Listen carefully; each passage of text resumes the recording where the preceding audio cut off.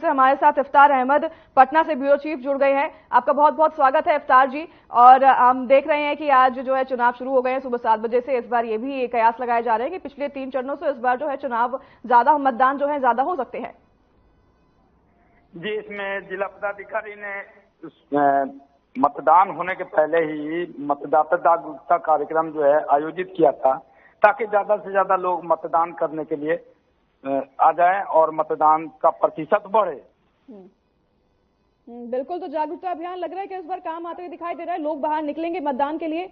बिहार की बात करें अभी तो सवेरे से लोगों की कतार जो है लग रही है, धीरे धीरे बढ़ रही है भीड़। और ऐसा लगता है कि अभी का जो फेज है चौथे चरण का, तो इसमें प्रतिशत मतदान का जो प्रतिशत है वो बढ़ेगा। चलिए ठीक है, हम भी यही उम्मीद रखते हैं कि इस बार जो है मतदान का प्रतिशत बढ़े चौथे चरण में। पिछले 3 चरण में जो ठीक नहीं हुए हैं, तीसरे चरण में हालांकि 2 चरणों से मतदान जो है ज्यादा देखे भी गए थे, चौथे चरण में ये भी कयास है कि ज्यादा होंगे। अगर इफ्तार जी अगर बात करें कि 5 सीटों में आज चुनाव हो रहे, अच्छा इसी बीच हम आपको बता दें कि अभिषेक चौधरी हमारे साथ जेडीयू नेता जुड़े थे, वो किसी तरह हॉट सीट बनी हुई है। इन सीटों को हम कैसे देख रहे हैं, किस तरह जो है रुख जाता, हवा का रुख जाता हुआ दिखाई दे रहा है इस बार? बेगूसराय में गिरिराज सिंह और भाकपा माले के साथ जो है वो कांटे की टक्कर है। इसमें ये नहीं कहा जा सकता है कि कौन जीतेगा और कौन पराजय का जो है मुंह देखेगा। इसमें गिरिराज सिंह जी का जो है वो सीट अभी फंसा हुआ है, पेंच है, उसमें किसकी जीत होती है। लेकिन भाकपा माले और इंडिया गठबंधन का जो कैंडिडेट है वो भी काफी मजबूत है और इन दोनों के बीच कांटे की टक्कर है। बिल्कुल, गिरिराज जी जो है कह रहे हैं कि इस बार तो वो हैट्रिक लगाएंगे और कोई उनके आमने सामने टक्कर में है ही नहीं।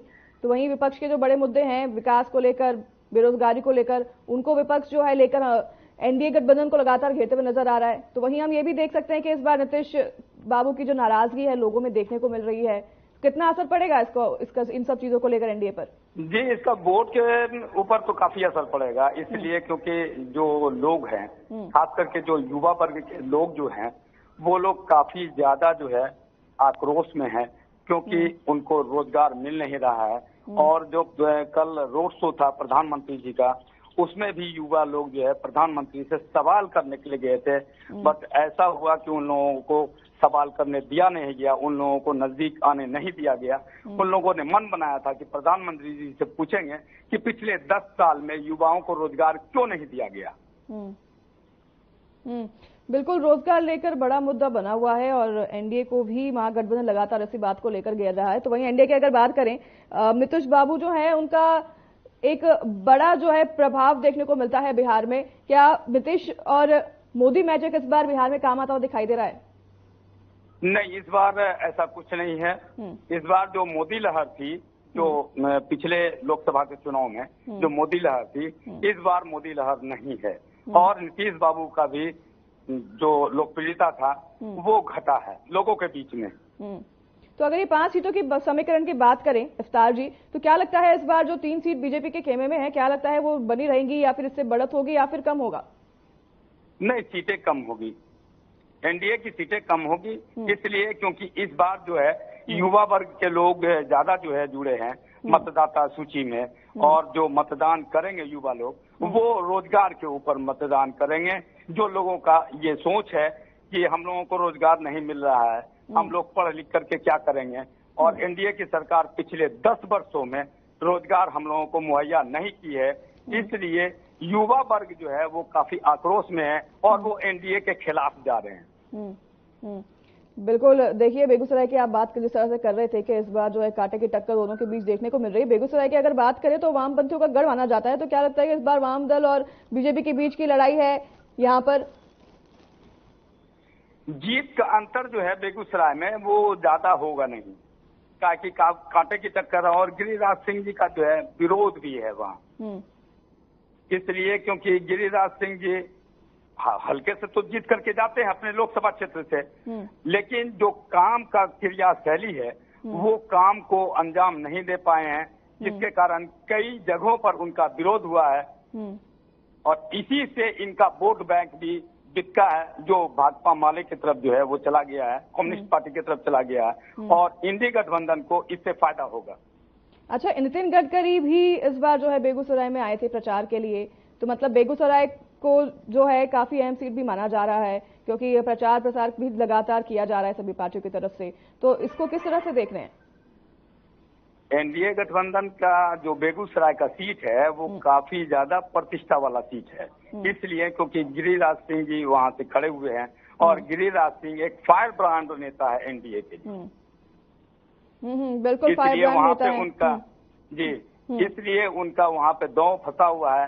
अब इनको नितिन नवीन जी और बीजेपी के कई दिग्गज नेता वहां गए, जैसे असम के मुख्यमंत्री भी गए वहां चुनाव प्रचार के लिए। अच्छा। लेकिन वैसा कोई प्रभाव अब तक दिखाई नहीं दिया है।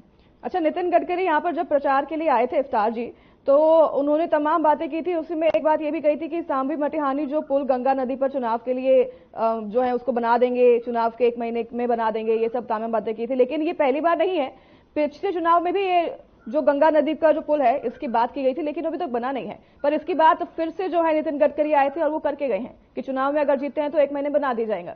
कितना अहम ये पुल रखता है? देखिए, ये पुल जो है वो बेगूसराय को दूसरे जिला से जोड़ने का काम करता है और बेगूसराय के लोगों को इससे काफी ज्यादा फायदा भी होता। लेकिन पिछले बार जो चुनाव का समय था उसमें जो है वो लोगों से वादा किया गया था कि इस बार अगर यहाँ से जीत करके हमारा कैंडिडेट जाता है तो ये पुल हम लोग बनवा देंगे, लेकिन वो पुल बना नहीं। इस बार जो आए तो अब लोग इस बात को सिर्फ जुमला मान करके ही समझे कि ये लोग सिर्फ चुनाव के टाइम में आते हैं, वादा करके चले जाते हैं और जब जीत हासिल हो जाती है तो फिर वो वादा रह जाता है, पूरा नहीं होता है।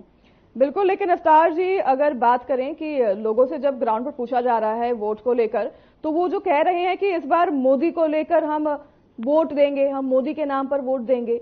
अगर वो लोग कह रहे हैं कि हम गिरिराज जी को वोट तो देंगे, वो मजबूरी है, चलो उनसे खफा भी है लोग, लेकिन मोदी के नाम पर वोट जरूर देंगे।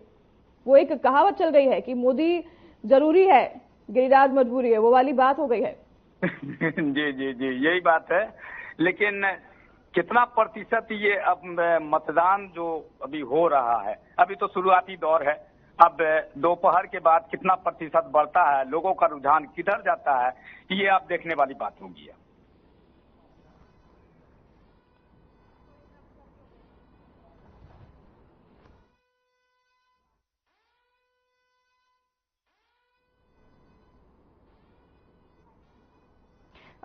ठीक है इफ्तार जी, आपको रोकना चाहूंगी, आपके पास लौटूंगी फिर से। तमाम जानकारी हमारे साथ साझा की है आपने, आपके पास फिर से लौटूंगी। संतोष पाठक हमारे साथ, बीजेपी के